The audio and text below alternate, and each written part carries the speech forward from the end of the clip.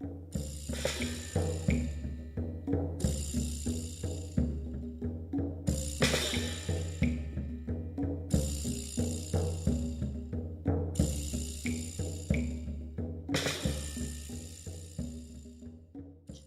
¿qué tal? Bienvenidos, bienvenidas a estas cápsulas que hacemos sobre historia y sobre historia del derecho. En este caso, en el día de hoy, tratando un tema que pertenece dentro del ciclo del tiempo a la época de la Edad Media y que se corresponde con los procesos contra los animales. Tal cual como ustedes lo escuchan, son procesos, son situaciones judiciales en los cuales están involucrados animales, pero no involucrados animales como objetos, sino que como personas, como elementos, como partes del proceso mismo. O sea, como demandados, acusados, querellados, etcétera, y finalmente sentenciados o absueltos, en el mayor de los casos sentenciados. Vamos a ver que es algo que al principio suena un poco extraño, un poco loco, pero parece que si uno le da un poco de vueltas, parece que tiene algo que nos puede dar una cierta razón de por qué se estaba haciendo así. Los invito a ser parte de este pequeño diálogo, esta pequeña diapositiva que tenemos que tenemos que hacer respecto a los procesos contra los animales. Para partir, simplemente hacernos tres preguntas. ¿En alguna época humanos y animales fueron iguales? ¿Podemos distinguir claramente entre animales y humanos? ¿Tienen ambos, animales y humanos, los mismos derechos y deberes? Debemos centrar nuestras preguntas y las respuestas en una época determinada de la historia. Tenemos que centrarla en lo que es la Edad Media. Edad Media que estaba envuelta dentro de una ideología y dentro de un sistema filosófico, político, incluso católico, apostólico y romano, el cual hacía que dentro de lo fundamental, dentro de lo más importante que hubiera para guiar al ser humano, estaban las Sagradas Escrituras. Y dentro de las Sagradas Escrituras, el libro del Génesis ya nos habla que tanto hombres o seres humanos como animales fueron creados por Dios. Por tanto, ambos son criaturas, algo creado por Dios.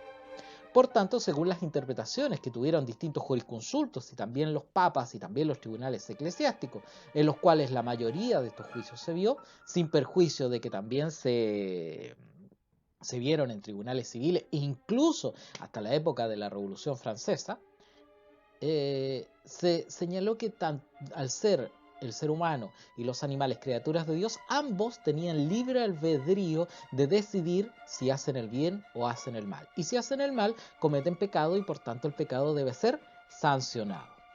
Ojo, les repito, estamos en la Edad Media y les doy como mayor especificidad, estamos en la Europa medieval, en Francia, en Alemania, en Inglaterra, en Austria, etcétera. Estamos en esos países donde se desarrollan estos procesos contra los animales. Y entonces, tenemos la época y podemos distinguir entre animales y humanos, prácticamente no, porque ambos son criaturas de Dios y por tanto ambos tienen iguales derechos y deberes y deben responder de la misma forma, ya que tienen libre albedrío o la conciencia para decidir si hacen el bien o hacen el mal.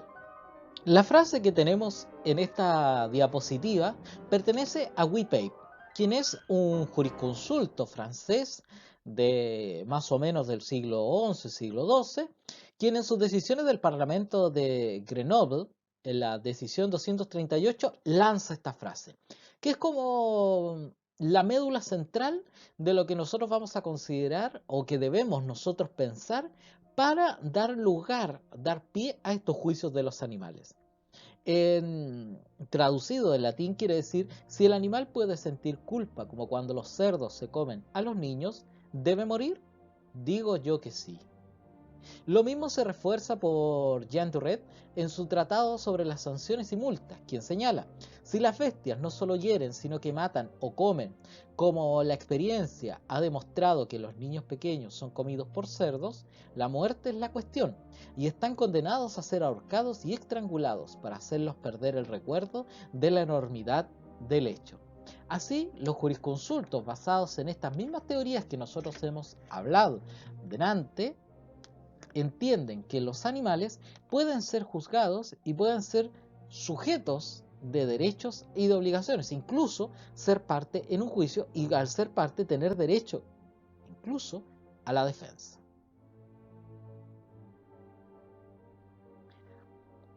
Vamos a ver nosotros que hay dos principios racionales para poder condenar a un animal. El primero, ya lo hemos dicho ya en las dos diapositivas anteriores, que tiene que ver con la tradición cristiana. Cuando Dios creó al ser humano, antes había creado a las bestias. Y las creó también al igual que el ser humano. Son todas criaturas de Dios, son todos parte de esa creación divina. Por tanto, al ser todos parte de esa creación divina, gozan de tener algún vestigio de ese Dios. Y ese Dios tiene o entregó el libre albedrío a todos. No lo hizo solamente a el ser humano o a alguna de sus criaturas, sino que se lo entregó a todo ser viviente. Por tanto, todo ser viviente puede tener la capacidad para reconocer cuando está haciendo algo bueno, como cuando también está haciendo algo malo. Puede optar entre el bien, donde va a recibir algún tipo de beneficio, o optar por el mal, lo cual va a optar a recibir una sanción o cometer pecado, ya que tanto seres humanos como animales podrán cometer pecado, ya que también siguen la misma lógica que nosotros podemos hablar del derecho, pueden elegir entre hacer el bien o el mal. Otro principio es el que nos entrega Francis Bacon: la venganza es una especie de justicia salvaje. El hecho de que un animal haya matado o haya herido a una persona o haya estropeado una cosecha, como es el caso de los insectos, las langostas, etcétera, o los ratones, las ratas, va a querer el ser humano, aquel que tuvo esa cosecha, por ejemplo, que fue roída por gorgojos o por larvas o por langostas, querer vengarse de esos animales.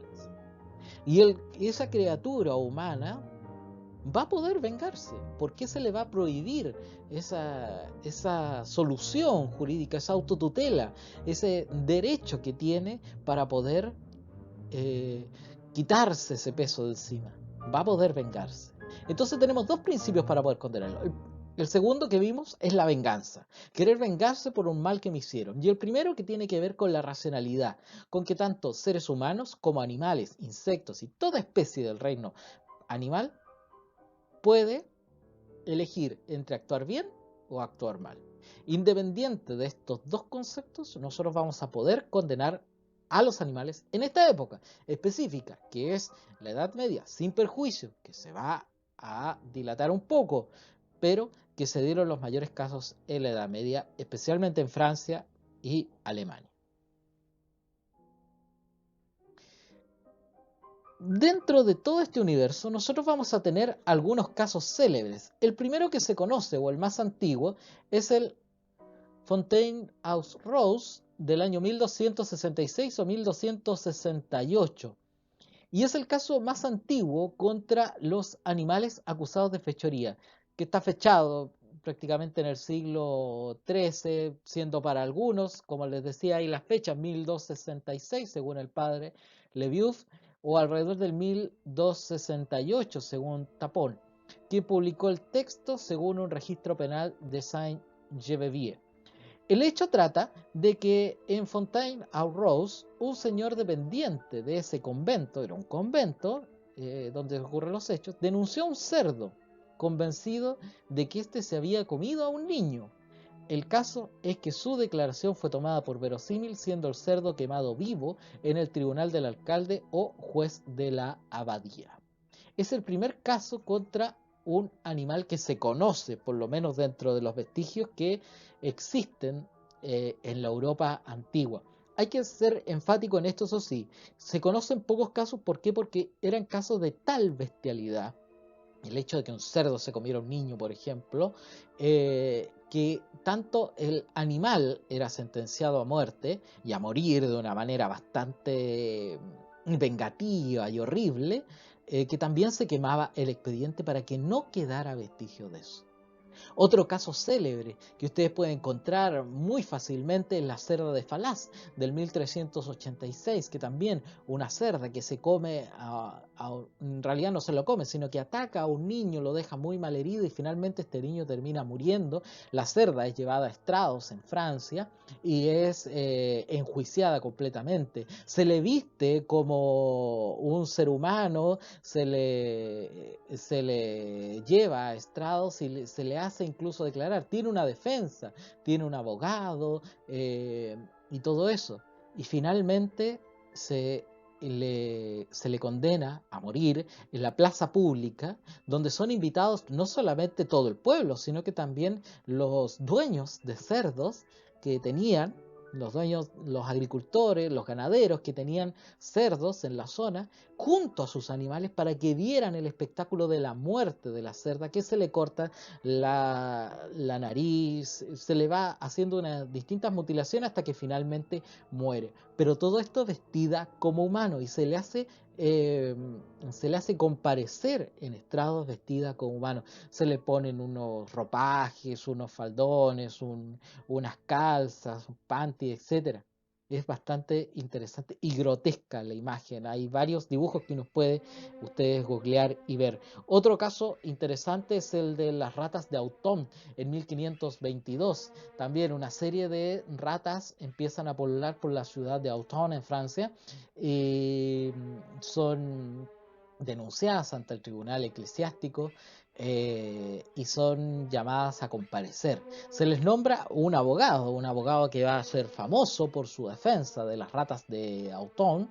¿Y qué es lo que va a hacer este abogado? Va a pedir que se le notifique a las ratas para que puedan comparecer en estrados. Imagínense, estamos hablando igual que una persona que debe ser notificada para poder comparecer en estrados. Este abogado va a ser muy hábil y va a decir ya, las ratas tienen que venir, vamos a notificarlas, las van a notificar, van a hacer pregones en la ciudad. ¿Y qué va a pasar? Las ratas no van a llegar al juicio, se van a, se va a realizar la audiencia y las ratas no van a llegar al juicio.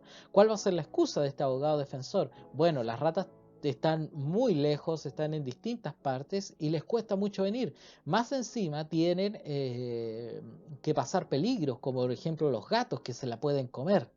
Entonces vuelven a notificar a las ratas y así sucesivamente no vienen, no vienen y el juicio se alarga, ya que las ratas no pueden eh, transitar tanto trecho sin un grave peligro como es que se las comieran. Finalmente ese juicio no se lleva a nada y se archiva porque nunca pudieron comparecer los acusados, que son las ratas que se comieron. Hay otros casos también en España, el juicio a las hormigas, otros juicios a las langostas, etcétera. Hay muchos cientos de casos interesantísimos, pero que estos son los más célebres. El primero de Fontaine Rose, que tiene como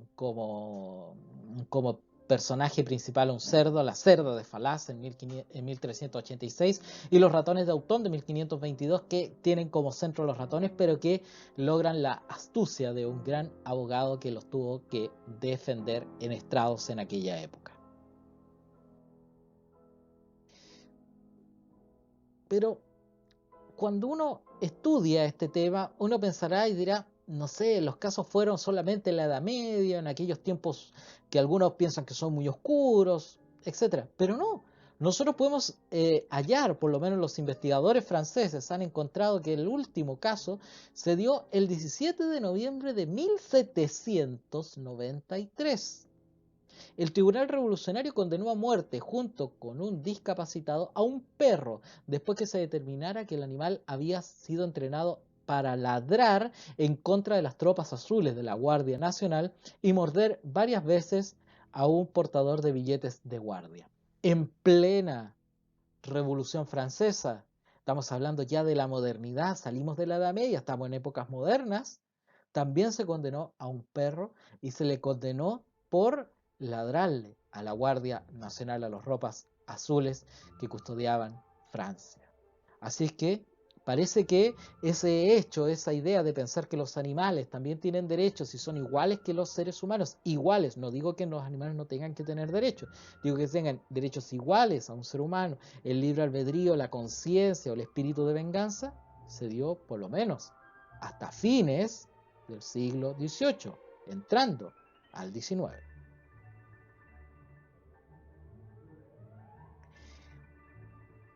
Como corolario de esta síntesis histórica podemos citar a Pierre d'Ayrnaud. Si vemos a un cerdo ahorcado y estrangulado por haberse comido a un niño en la cuna, es para anunciar a padres y madres, criadores, sirvientes, no dejar a sus hijos solos o amarrar a sus animales, tan bien que no puedan hacer daño ni dañarlos a ellos mismos.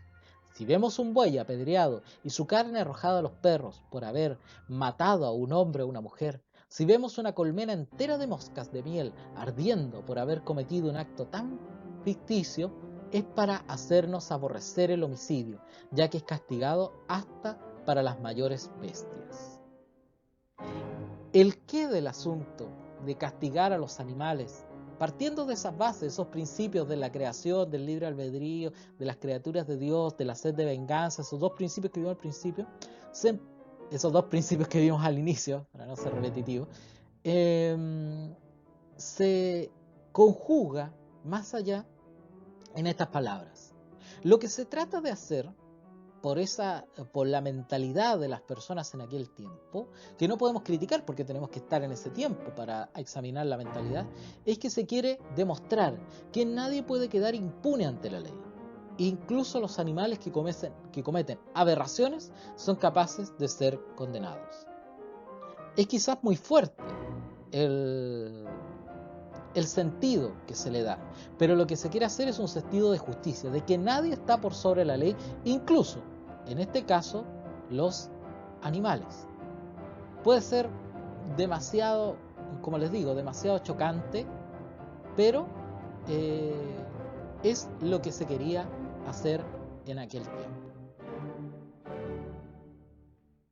Ahora, nosotros vimos que el último caso que se dio de estos juicios de animales fue durante la época de la Revolución Francesa, 1793. Ya lo vimos, de un perro que le ladró a unos casacas azules, etc. Pero, ¿cuál ha sido la experiencia hacia el futuro? Si nosotros vemos este pequeño cuadro, nosotros vemos que en la Edad Media tenemos una humanización completa de los animales como criaturas de Dios, o simplemente si ocupamos el otro principio, que los animales deben ser juzgados igual, ya que si cometen un delito nosotros tenemos el derecho a vengarnos. De la Edad Media hasta 1793, por si tomamos el último caso, ya que no se conocen casos entre medio, en todo caso, ojo, podemos saltarnos, por ejemplo, el 2014. Hay un habeas corpus a favor de Sandra en Buenos Aires, un mono, un orangután, Sandra. Y el 2016 también hay un habeas corpus de Cecilia en Mendoza. Los dos están en Argentina. ¿Cuál es la importancia de estos juicios? Es que se les entrega tutela a los animales. Yo les quiero leer un poco del proceso de Cecilia, específicamente lo que es la sentencia de este juicio. Es una sentencia del 2016 del tercer juzgado de garantía del Poder Judicial de Mendoza, en Argentina. Es una cosa es una sentencia de más de 40 páginas, pero yo les voy a leer un poco. Cecilia nació en cautiverio y por ello nos hemos arrogado el derecho de disponer de ella y mantenerla en ese cautiverio para su exposición. Sin embargo, debo destacar que las autoridades de la provincia de Mendoza han reconocido la realidad de que no por ser el hombre un ser inteligente y sentiente, en tanto sabe que siente, puede inferir sufrimiento a otros seres vivos que carecen de esa característica realmente humana, inteligencia sentiente. Las actuales autoridades de la provincia de Mendoza, en su conjunto, en una comprometida colaboración con la problemática que nos aqueja, han atendido a la imperiosa necesidad de ponerle fin al cautiverio de Cecilia, mediante su reubicación en el santuario Sorocaba y por tanto han tomado las acciones necesarias para establecer los contactos con las autoridades del Brasil y han obtenido los certificados necesarios para proceder a su traslado. En definitiva, aclarando lo expuesto, el criterio del tribunal es que ha quedado plasmado en su totalidad los argumentos vertidos en la presente resolución, en tanto los grandes simios son sujetos no humanos de derecho, entendiendo que corresponde hacer lugar a la petición del doctor Pablo Bonparte, presidente de la AFADA, en el patrocinio del letrado Sergio Rauquet. Finalmente, corresponde reiterar la interrogante que dio comienzo a la presente resolución. ¿Es la acción de habeas corpus la vía procedente? Considero que la respuesta ha de ser afirmativa. Y resuelve, luego de seguir señalando una serie de cosas, hacer lugar a la acción de habeas corpus interpuesta, declarar a la chimpancé Cecilia, actualmente alojada en el zoológico de la provincia de Mendoza, sujeto de derecho no humano. Y así unos 5 o 6 acápites más de resuelvo. Se le declara a este animal como sujeto de derechos no humanos. ¿Notan la diferencia entre la evolución que se tiene desde la Edad Media hasta lo que es Cecilia, el 2016 en Mendoza? En la Edad Media es una humanización completa. Los animales tienen los mismos derechos que los seres humanos, están humanizados.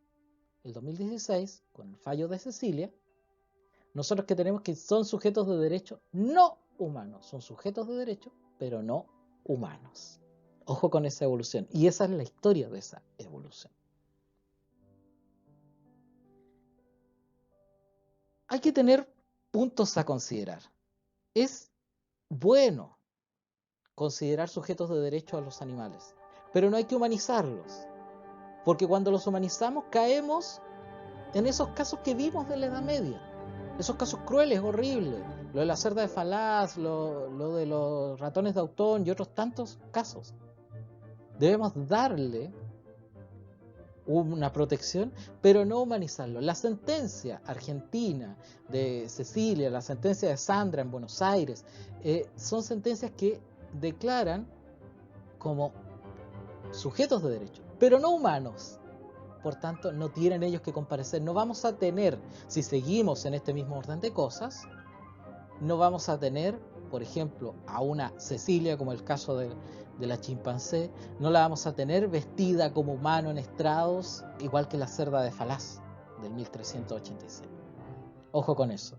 Hay que tomar en cuenta la historia, pero también aprender un poco de ella, de que no es necesario considerarlas humanos para que puedan tener derechos. Y ese es el camino que se ha seguido, por lo menos, en cuanto a lo que es el derecho animal.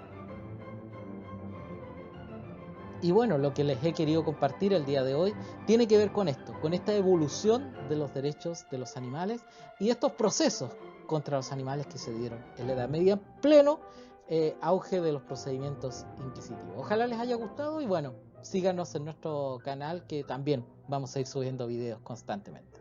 Muchas gracias.